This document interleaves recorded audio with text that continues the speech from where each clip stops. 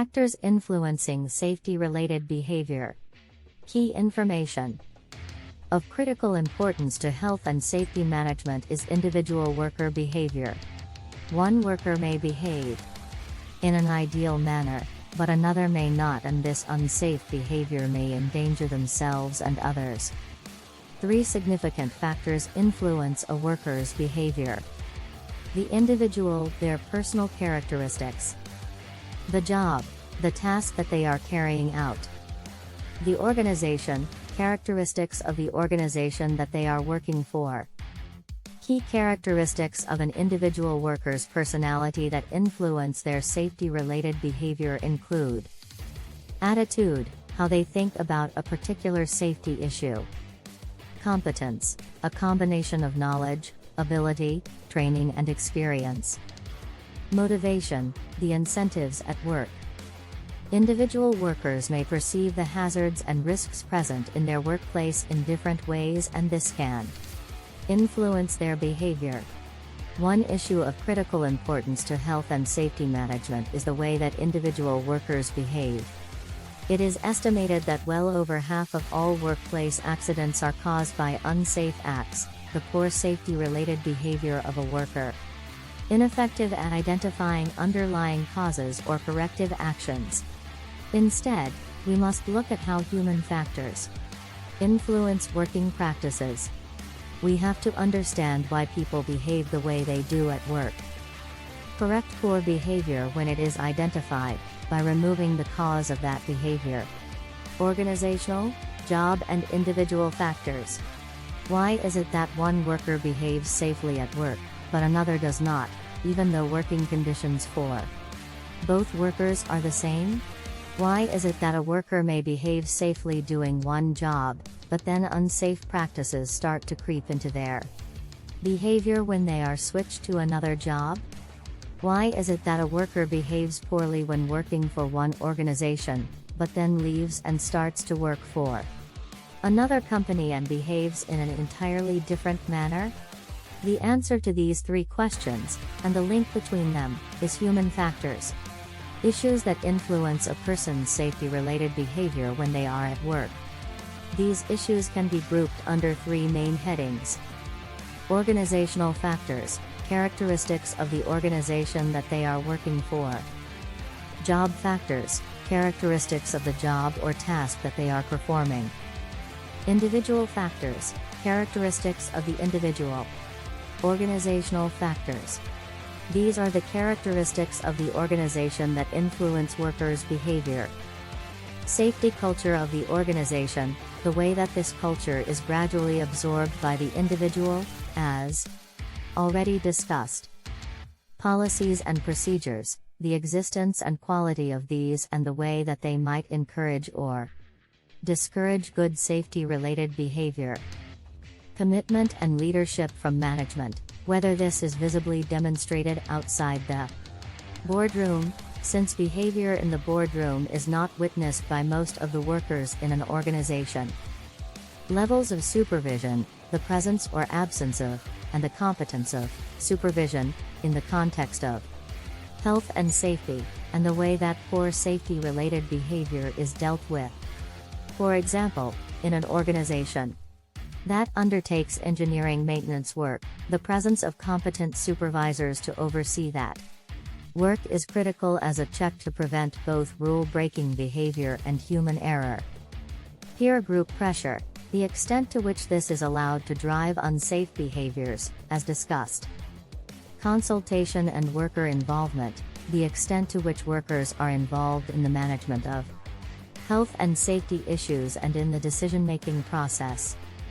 Communication, how effective the organization is at using various communication methods to convey health and safety messages and information to the workforce, and how well the organization then checks understanding of those messages. Resources, the availability of any necessary equipment, machine guards, personal protective equipment, etc. And the allocation of time to provide training in health and safety. Training, how good the organization is at identifying health and safety training needs and opportunities, and How well it then meets those needs to create well-informed, competent staff. Work patterns such as shift systems, work at night, or extended hours, these can adversely affect workers' health and cause fatigue, which can lead to poor performance on tasks that require attention, and increase the risks associated with safety-critical work. Job factors. These are the various characteristics of a worker's job that influence their safety-related behavior, and may involve task, the characteristics of the work itself, in particular the ergonomic requirements. For example, if a worker needs to bend or stoop over when carrying out a task, then that task needs to be adapted to best suit the worker concerned. In the absence of ergonomic design, workers will find the most comfortable way of working. And this may not be the safest way. Workload, the amount of work, rate of work, deadlines and variety of work that individuals have to cope with, and the degree to which these are under the direct control of the worker or imposed externally. Environment, the workplace conditions such as space, lighting, noise, temperature and humidity, and the way that these parameters are controlled so as to minimize their impact on worker performance. For example, workers in a steel foundry may have to undertake physical labor in a high-temperature environment, so there is the potential for dehydration, heat stress and heat stroke. They may also start to suffer degradation in physical and mental performance as a result of heat stress. Displays and controls, the design of these, and the way that poorly designed displays and controls can contribute to the likelihood of human error, for example displays that are difficult to view and critical displays that are out of the operator's normal field of view. Procedures, the existence and quality of working procedures. A lack of written procedures or poorly written procedures that are out of date, overly complex or impractical can be why workers do not comply. 2. Be effective, procedures should be accurate, concise, use familiar language, and they must be doable. Individual factors.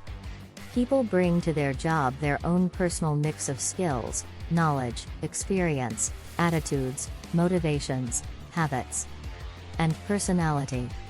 These individual characteristics influence behavior in complex and significant ways.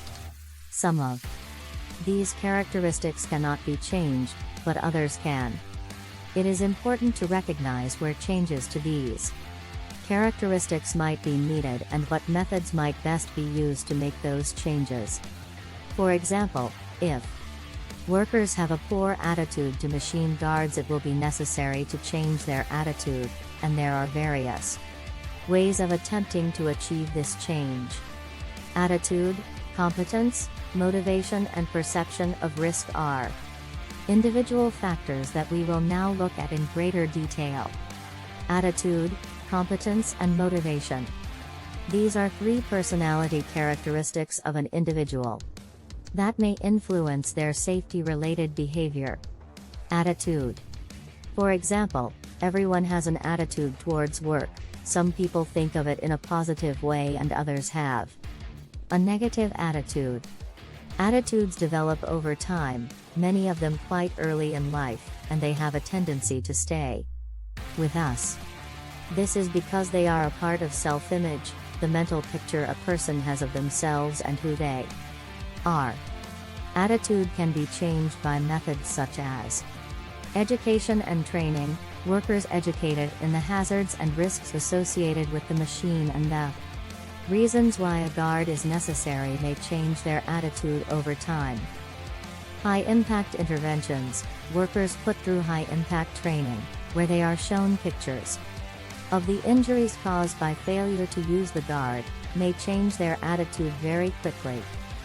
Enforcement, workers forced to use the guard, by supervision and discipline, will find that using it. Consultation and involvement in the decision-making process, workers consulted and involved in the selection, design and implementation of the guard will feel more ownership of the process.